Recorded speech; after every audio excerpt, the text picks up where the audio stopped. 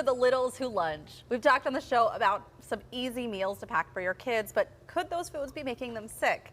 Food safety consultant Trevor Craig is here to give us some tips when it comes to lunchbox safety. And Trevor, I have to be honest with you, this isn't something I immediately thought of, but as soon as I heard it, I thought, okay, I need to know more. Yeah, people don't think about it a lot, but you're putting your food in there and you're putting that food inside your body, so it's just another worry of contamination. Right, and this is something too that you bring up. A lot of these foods, a lot of the lunch boxes, they're not going into the fridge. So these kids are going to school, it's sitting on the hot bus, sitting in the hot classroom before they actually get a chance to eat it. Yeah, if food gets out of temperature, if cold foods get warm or hot foods get cold, it puts it in a zone where it can start to grow bacteria. And some of that bacteria can be pathogenic, and foodborne illness is very, very common. So are there any foods that you should avoid packing just from the go? You can really pack whatever you want. The biggest concern is really, can you keep it in the right temperature for the time that the child or anyone's going to be eating it during that time? And I mean, we're just looking here at just some bacteria growth that can happen.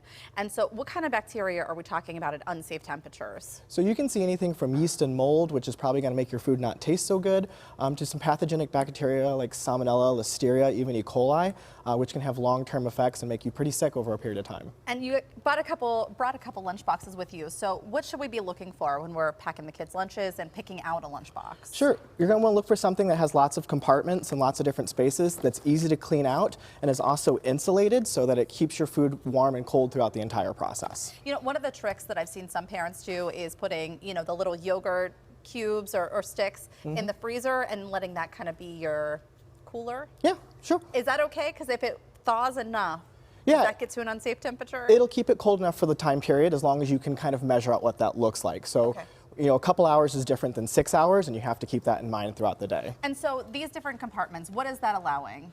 You can separate your food, and you can also isolate the food that you want to keep colder or the food that you want to keep warmer throughout the entire process. All right, what about hot items like, let's say you want to pack a soup.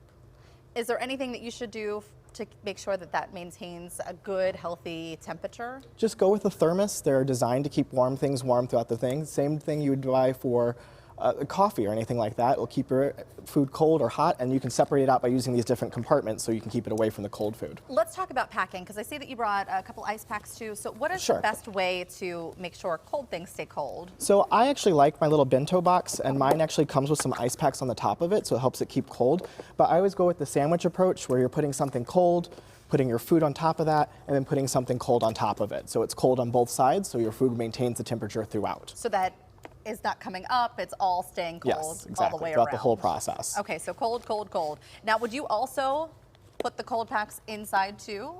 If you don't have something that has a place for holding it, I'd keep them on the outside. That'll work just fine. But this one has a place where there's cold packs that go right in there, and the lid can go right in the freezer. Okay, this is great. And how often, I mean, speaking of bacteria, these kids, I'm telling you, you tell them to wash their hands. And yet they're sick 5 times during the year. So what's the best way to clean a lunchbox? Something that's fabric like this especially. So the outside of it's not going to be a huge concern. A lot of them are dishwasher safe, or they're even washing machine safe. What you really have to focus is on the inside.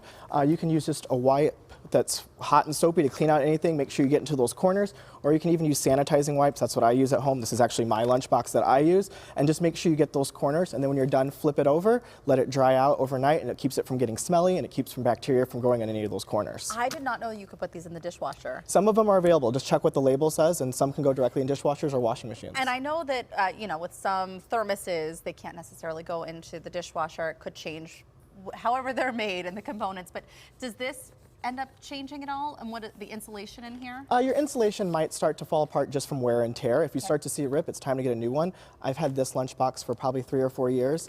And if you're anything like me, half of my lunch ends up in the bottom of it anyway, so I have to clean it out on a regular basis. It is very stylish, I wanted to say. What about leftovers? Because I know sometimes the kids don't eat everything that's in the lunchbox. They wind up bringing it home, but that's really been sitting for a long time. Yeah, if it's something that's temperature safe, like oranges, chips, an apple, you can wash that off and eat it again, not a big issue there. But if it's something that should be temperature controlled, like sandwiches or anything like that, if you don't know what temperature it's been at, it's just safer to throw it away and not risk that kind of thing later. You don't want to get them sick. Okay, thank you so much, Trevor. No problem. Thank you for having me. Really great tips for us on something that we may not have been thinking about. To learn more about the work Trevor is doing at Microvac Laboratories, you can head to our website, kdka.com/talkpittsburgh for more information.